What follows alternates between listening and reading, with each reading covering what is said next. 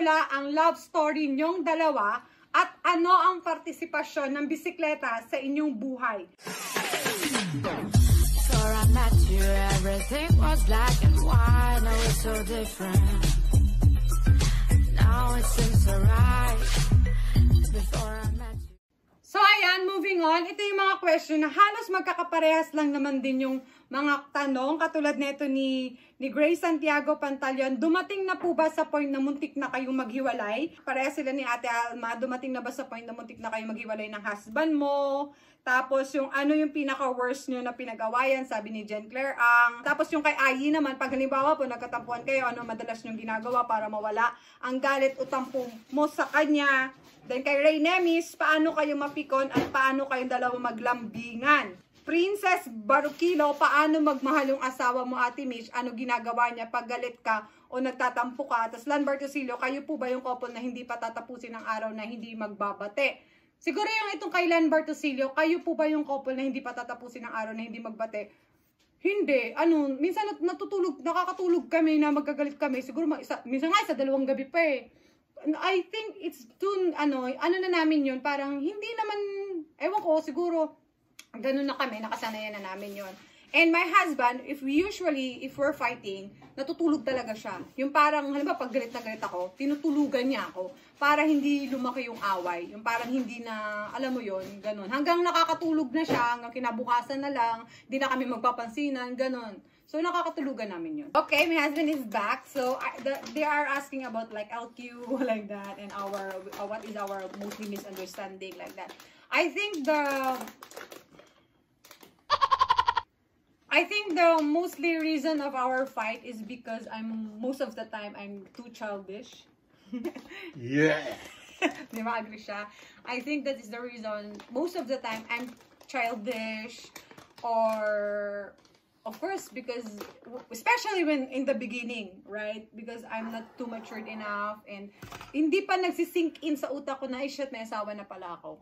Yung ganon, or may partner na pala ako. So, sometimes my mom and my sister usually tell me, oh, you're not single anymore, or you get married already, you have a husband, you need to priority your husband, like this, like that. My sister, Ate Christine Gonzalez Tavieros, and my mom, they are always reminding me. Syempre, may mga kapatid ko din, but mas open kasi ako sa mama ko tsaka sa ate ko kasi nakikita nila yun sila, madalas silang pumunta sa bahay.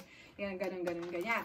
So, I think yan yung mga, yun, I think that that is the worst fight. Hindi ko na i-elaborate kasi marami talaga since sa dami. Ayun nga, yung, like what I said, ang dami naming, we have many kind of fight.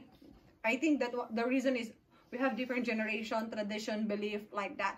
And most of the time, yun nga, like what I said, sometimes I'm too childish and I'm brat to my husband. I'm always nagging at him like that. And in the beginning, I forgot that I already got married or I already have a partner that, you know, I need to consider him. Because I grow up being independent na hindi ko masyadong iniisip or hindi ako nag-ask talaga ng any opinion to my sister, my family, or any people na naka-surround sa akin. So, I forgot na, may husband na pala ako na dapat is considered, something like that, no? I think 80% of our fight the reason is me, because of being childish, like that. I really admit that, right?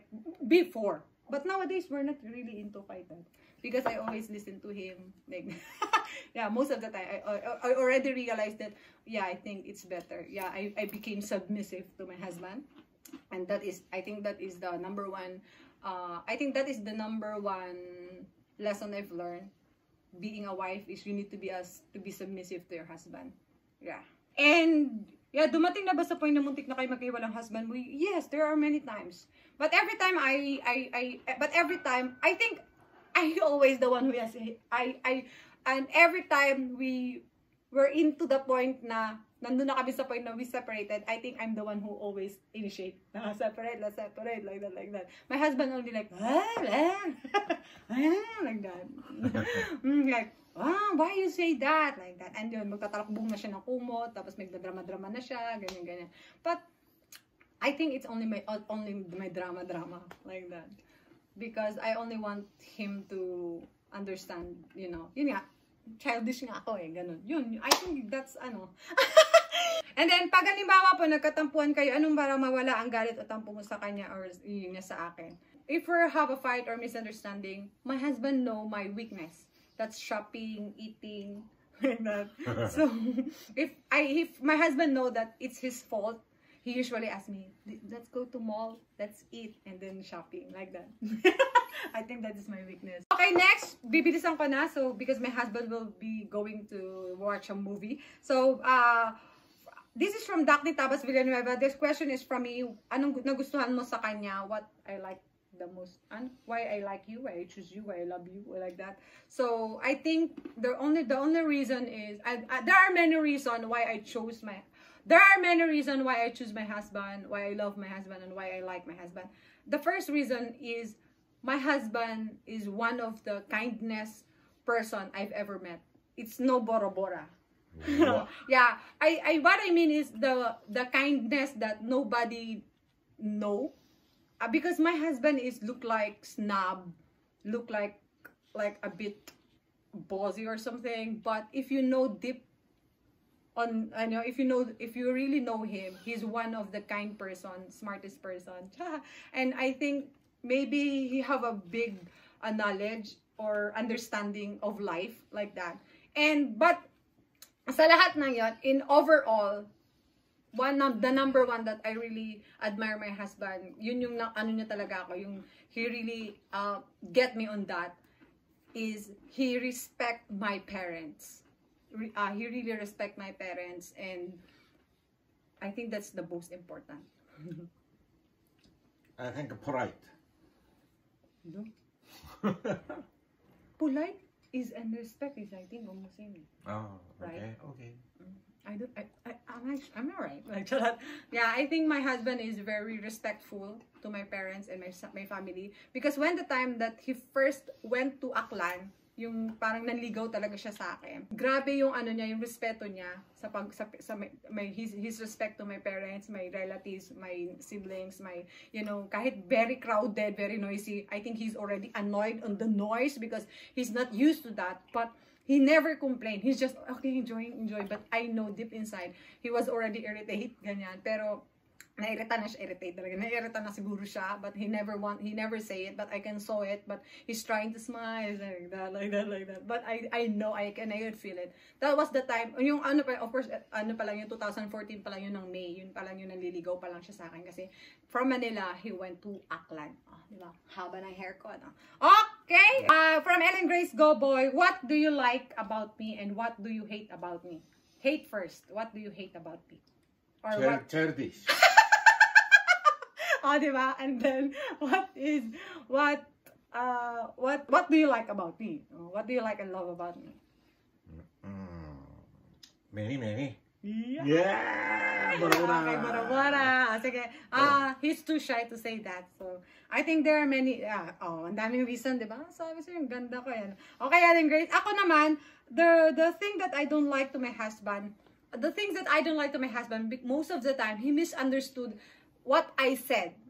For example, I'm only talking, right? But my voice is too loud, and he thought I get mad or I get angry or I'm too bossy or I'm arrogant. But it's only my normal voice. Yeah, he misunderstood that. Sometimes that's why I get mad. I'm only talking, like that, something like that. And then what is I like? I think yung pinaka gusto ko sana, I already answered that. Of Daphne question. Okay, next. Sino mas tupakin? Who was the moody one? From Aloha Tibulan Gamboa, sino po ang mas tupakin? Who was the moody? Who is the moody? You or me? Moody. Who means which one? Yeah, which one? Yeah. Who? You or me? You. Yeah, me.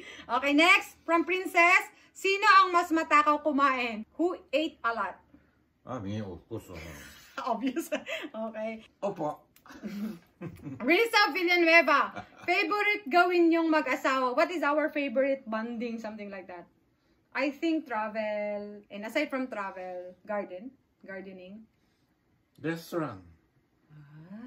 Eating. Okay, we went to restaurant to eat. Matakaw, di ba? Next, sino mas malakas humilik? Like snoozing. Like, you. oh, you too also. Early morning. Siya din. Okay. Nagot niya. And then, Custodio Fulencio Del, paano kanya suyuin pag galit ka? Sino po ang mas sweet? Yung suyuin, alam niyo na po yun, yung sa shopping. Sino po ang sweet sa inyong dalawa? Who are more sweet and thoughtful? Me. Siya. Mas sweet po siya. Tsaka mas thoughtful. Princess Barukilo, sino ang mas mabait sa inyong dalawa? Who are more kind? Same. Same. But I think my husband is more kind. Because I think, like what I said, I'm too childish. I'm a brat, I think. Because I know that my husband spoiled me a lot like that. And my husband is too kind. Okay. I think. Okay, next. Chibis Ferrari. Sino na unang mag-sorry pag may di kayo pagkakunawaan? When we have misunderstanding or fight, who say sorry first? You or me? It's depend. Yeah, I think it's depend on the situation. Because sometimes, of course, it depends on whose fault, right? No? But before, he didn't say sorry at all.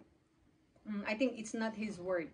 And I think in my husband's case, the reason why he's not really into sorry before, the thing he say is, the thing that he did is like shopping or say do something, you know, like a sweet, like being generous or whatever like that.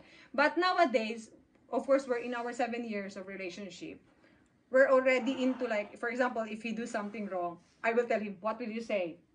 And then he will say sorry. And if I do the same, for example, it's my fault, he will tell me, like, hey dear, like, and he will tell me, oh, what will you say? Like that, parang binabawian niya, or like something like that. We're already into that stage. But before, of course, it's different. Okay, next. Okay, I saw English word, Janmar Javier. What is the funniest, weirdest thing you have done to each other? What is the weirdest? I will answer in your behalf.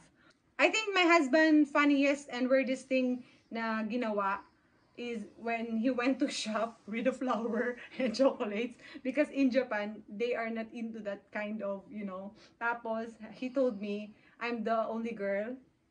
Yeah, you gave flower and chocolate. Nani? Why? Why? Because Marco suggest me. Oh, Nani? It's one of a good way to have a date with Misha. Marco is my coworker in bike shop, and then he asked Marco, please help me how to, you know, like, parang nagpatulong siya. So Marco suggested him, you need to court Michelle. What is courting or paniligaw? So Marco said, you need to give flower, chocolates, like that, and went to house or meet parents or family or something like that. So he never do that, of course, because in Japan, it's not, they doesn't have such kind of things. So my husband told me, first time niya yung ginawa, tsaka yun na rin yung last. That was the first and last na he gave me flowers, right? But other is, of course, like chocolates or ready things na. So yun, I think this is the funniest and weirdest na haba ng hair ko, diba? Pero in my case, what is my weirdest and funniest thing? Wala akong matandaan. I cannot remember what is the funniest and weirdest thing na I've done to you. I don't remember. I think nothing. Nothing. Nothing, diba? Okay, dear. This is, this one. Maricel Tabunan, what is your love language? And also si hubby mo, love language. Ako touch eh. Love language. Do you know love language? I don't know. Like, how you show your love to your partner. For example, in my case, I really love like touching you, kissing you, hugging you, and doing like preparing food. I think action. And in my case, touch. My husband, I think action, no? Action. I think same. I think same. He also. But we're not doing that in public. No, because in Japan, they are too shy. They're never holding hands in public, kissing in public, no. Like, nasa loob kami ng bahay, even though we are inside the house, and if someone is there, like my mom or other people, he's too shy. Like that. Even though we get married already. Kahit yung sa kasal namin, I think even yung kiss the bride, yung siya, yung parang, when the priest said, kiss the bride, he's too shy, dahil namula talaga siya. Yan. Okay? And then next is, this one is English also. Yan. How do you this is from Grace Sevilla. Yan. Kay Ma'am Grace Sevilla. How do you handle a difficult situation, especially in traditions you have different point of view? Oh, di ba? English to. Hindi ko na kailangan mag-translate. Silent. Silent and no comment. Ganyan. I will going to, I think I will be the one to explain. I think we have, of course, like what I said, I think that is also always our misunderstanding because we have different tradition and belief. And of course, we have this different generation like that. But in my case, it's not only about, I think we are already into the stage now. We already respect our, we respect our belief, something like that, or the tradition, ganyan. I think the tradition of, because we're same Asia, right? I think not so far from each other, no? I think, right? Because Japan is also family-oriented. I think my husband is family-oriented as well. Kasi he's very close to his family, cousins, he's one of the family-oriented. So, hindi ako masyadong nahirapan doon. And then, tradition, I think our difficult situation is generation. Right? Because, you know, I'm too young and he's a bit older and I'm too childish and he's already too matured like that. I think that is the most difficult situation. Tradition, belief, not so much because we're same Asia, Japan and Philippines. Like what I said, Japan is also family-oriented. And in the religion naman, he believe in God. It's just like I cannot see his God. It's his in heart. But he's a good person because he believed in God. Ganon. Tapos nung nagpakasal kami, when we get married, he was baptized as a Christian or Catholic. It's okay with him, and he always said to me that I think we have the same God. It's just like it's the different calling, right? You told that to me before, like Allah, Buddha, Jesus. I think they are the same person, but we call it in different name, right? We have the same belief on that thing. So I think and like respect and communicate. But most of the time, if we really cannot understand, my husband just keep quiet, silent. Especially kung yung belief namin is different, he keep on quiet. Especially if he know that it's hurt me, so he choose to quiet. Nani? Right? Yes, po. For example, silent is best. So, you know, that's the reason why my husband is more kind than me. That's the reason why my husband. Okay? So, the other question, magbigay kayo ng vow sa isa't isa. Peace sign, wala maisip, sabi ni Yuna Goboy Festin. Vow, wedding vow. That, like a promise, like that. Actually, they do this thing in the wedding. But we never do that. We never do this in, hindi namin ito ginawa sa wedding.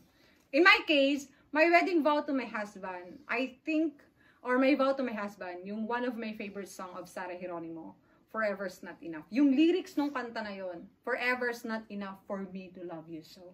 And if forever's not enough for me to love you, I spend another lifetime, baby, if you ask me to. Right? And then, I promise I will share my life with you. Panis! Yung forever niya sa forever's not enough ko. Nani? Ano to? You? What is your wedding vow? You always told me like, I love you for the rest of my life. Like that. Like that. Nani? Until my last day. Nani? I love you until my last day. Sinabi na. Oh, yan, diba? Napilit ko siya. So, yun po yung nahiya na po siya. So, yan, tama na. Baka maano po siya. So, yan. Okay? Anong tawagan nyo ng hubby mo, Ate Mitch? What is the cute, unique terms of endorsement? I call my husband dear. Dear, like that. My husband called me Michelle at the beginning. And then, nowadays, he already called me asawa ko. Like that. Asawa ko. Like that. Because, that's the fun. There's a story behind that. Asawa ko. My husband joined a group chat. Kasama, including Japanese society. Of group society in the Philippines. Na nakaasawa ng ng mga Filipina. They base in Davao and Cebu. So, they usually have a conversation daily in the group chat. He always read, asawa ko, asawa ko, asawa ko. Siguro nagtataka na siya. So, he asked me, Michelle, what is the meaning of asawa ko?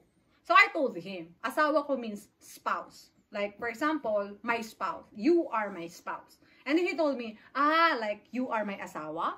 Yeah, you can call me asawa ko. It means if I say asawa ko, it's you. Like that. Then he remembered that. So, when that day, he always called me asawa ko. Right? Yeah. Yon. And then, I think that is also, for me, it's the cutest. Kasi hindi naman siya marunong mag-Tagalog sama. So, I think that's the cutest that my husband endorse me. Ganon. Endorse me! Endorser. Yun. Okay. Okay, next question. Konti na lang tong question na to. Yan, matatapos natin. Okay, this question is almost the same question. Okay, yan. Ano po yung nakikita nyo dalawa na mangyayari sa inyo next 5 years? And may baby na po ba kayo? And meron dito na, ano po yung couple goals nyo in the next 10 years? So, almost same question. 5 years to 10 years from now, what do you think is our life? I think we're still together, of course. Like, and our couple goals is travel, and After COVID. yeah, after COVID, travel, and make us happy. yeah, and make more memories together. Yes, Pop. Yeah. Okay, next is the question is from Lan Bartocillo and Bernadette Aldave. I think almost the same question. Naisip po ba ni hubby nyo na mag-stay sa PH for good? Saan po mas gusto nyo, sa Pinas o sa Japan? Okay, I think, do you know the question that where you stay, where do you want Japan or Philippines, something like that? I think I can answer this question. My husband and I, we've been together for 7 years. Yung first, namin is 4 years sa Philippines. Tapos 3 years, we settled in Japan for 3 years now. And I think, of course, I'm a Filipino, so I will choose Philippines. But my husband choose Japan because country niya yon. Pero for the two of us, I think it's better or good that we live in Japan, right? Because my husband, we live in the Philippines, like what I said, for 4 years. He was so stressed. And I think that is one of the reasons also that we have misunderstanding, kasi he's always have a bad mood every time he's stressed because of the undisciplined person, because of the undisciplined people in the Philippines. I'm so sorry, but it's real talk only. Kasi the reason is like parking, traffic, very noisy, neighbor, yung many talaga. No, I think that, okay. Yeah. Park on the street and anyone is available to have many car, even though no parking. They don't have parking. So they usually park on the street. Very annoying. And then the noise. And neighbor never care of other neighbor to disturb a big sound with video and party, drinking, Dog. and dog and chicken, many. So that is some of the questions. That is one of the problems that makes my husband stress, and it's not easy for me to explain that it's common in the Philippines. It's normal like that. So sometimes he feels annoyed. He feels stressed, and he's bad mood. So one of the reasons we're fighting. And also, it's not easy for him because, of course, it's not his country. Kumbaga, hindi niya territory. So, we're you know, like that. And in my case, of course, kahit saan mo naman ako ilagay, okay lang sa akin as long as I'm with my husband. So, we tried to, he told me, let's go to Japan. Although, I've always been to Japan in 7 years. Yung 4 years na nag-stay kami, lagi naman ako nasa Japan. Thrice a year, sumasama ako sa kanya pag umuwi siya. So, nagbabakasyon ako dito twice or thrice a year. So, I already have an idea about Japan. Then, when 4th year, I think there's a big there's a big problem in the Philippines, in our neighborhood, he asked me to settle in Japan or come with me. More. For example, when I been to supermarket and when I purchase payment, purchase. many people Long lane. Is waiting long lane because there is a cashier's skill very slow and very Not smart. and she or he always after purchase packing Like a bagger. and other staff only watching. No combination. So I usually, when I saw them, very very what? Not good. Yes, that is one of the reasons. I don't like to go to supermarket to buy something because of that. It means, in short, it's not easy for him to live like not really comfortable life. So like what I said, after 4 years, like, and especially when maybe he already yung hit the limit, your patient, the hit the parang yung nasagad na yung patient niya. He asked me, please try to live in Japan, just a year. Just try to live in Japan with me, right? And we already settled here way back 2018. I already say yes to him because my father told me before, you try. Before my father passed away, he told me, you try para ma-experience mo. Para naman para diba? Kasi pinagbigyan niya ako na dun kami magstay. So it's my turn na I will going to allow his suggestion to live in Japan. I will see it to myself if I will like it or not. May 2018, we already settled here in Japan. Okay? And then I really understand why. The differences, everything. Also, of course, I thought I already have a comfortable life in the Philippines. But meron pa palang much comfortable life in Japan. Like the discipline, like what I said in the supermarket, because in Japan, supermarket is very, as in, wow. Kahit manager, owner, or even the owner, even the manager, they were going to pack, even in the gasoline station, even the owner, he will be the one to wash your car, the customer car. You will never notice that you will never notice that the one who wash your car or the one who pack your things, the one who assist you is the owner of that big company or something like that. Sugoy hunto ni. Unlike in the Philippines, the manager is act like the owner of the company, like too much arrogant, not only looking like that. Right.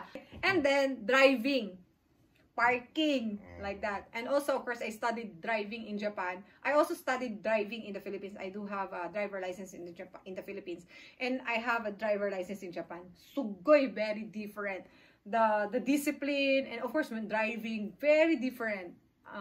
So I think I realized when my first year of living here, I realized that that's the best thing that we will going to settle here for good.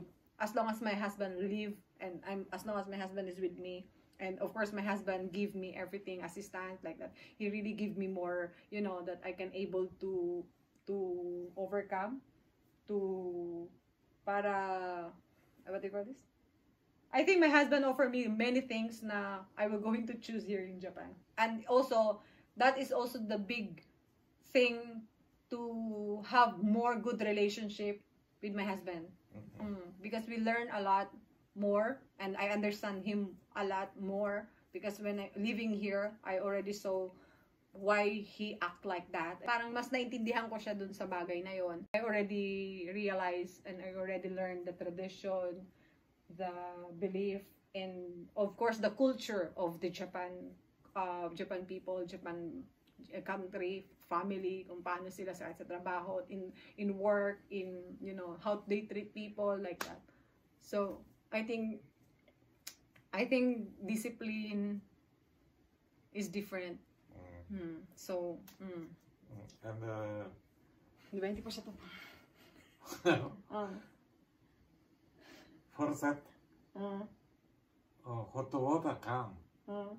But in the Philippines, shower, no. No, it's up to you. Of course, you can make it. Other people, because in Japan, it's a cold country, so you cannot in the Philippines we're take a shower of cold water, because in the Philippines it's tropical country, and if you want the hot shower, okay. So yeah, that's it. And then this is the other question, that almost same question na hindi lang naman din sila yung nag-question is, Thank you. No, not yet.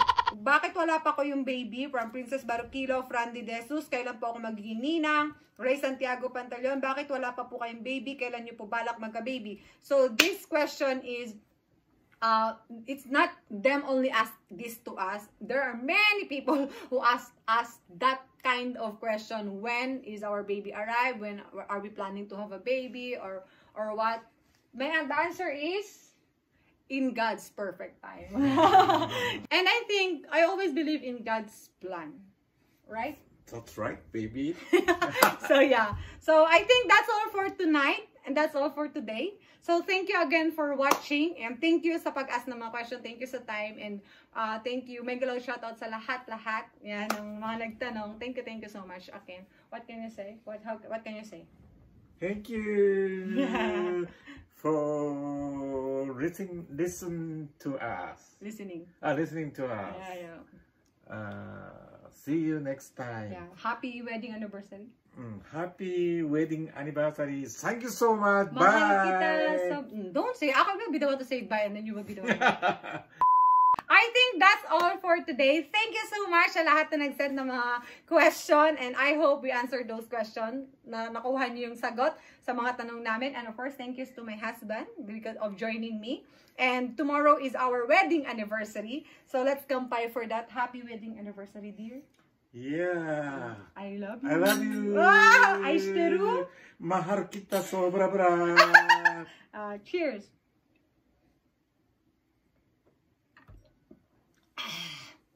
Thank you so much again for watching. Please don't forget to click like, comment, share, and subscribe to my YouTube channel. Jamatane kiyotsutetene. You say jamatane. Jamatane. Bye. Kiyotsutetene. Jamatane. Jamatane. Kiyotsutetene. Bye. Jamatane kiyotsutetene. Bye bye. Okay. Umalis na bigla. Thank you. Oh my God. Umalis na bigla. Thank you so much, dear. Thank you. Ay, nako. Janet!